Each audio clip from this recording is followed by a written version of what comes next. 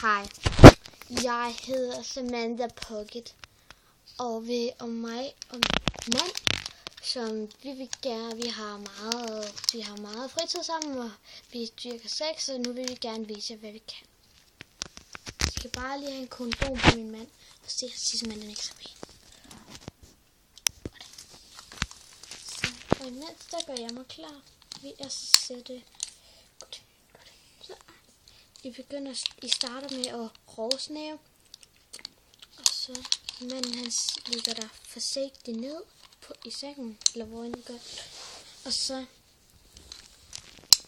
begynder I lige så stille at sexe, og så skal manden så røre ved hendes bryster, og så hvis det er, at de har silikone, så er det ikke så godt. Så du må gerne bede din mand om at lade være. Og det har jeg. Så lad dig være, din forpulede mand.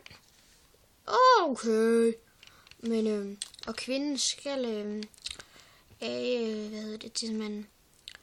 Lige uanset hvor ondt det gør på ham. Hun må også godt sparke den. Og så begynder det lidt. Og så, når de er færdige, så skal man gøre det, så går der 9 måneder. Og så, ud af numsegården på pigen, så kommer der lige et lille barn. Altså hun er ikke tryg på, det er bare vores barn, som vi har i forvejen. Og så spørger man, skal vi gøre det igen?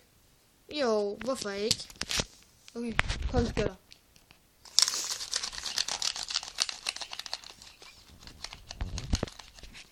Fortællelse følger.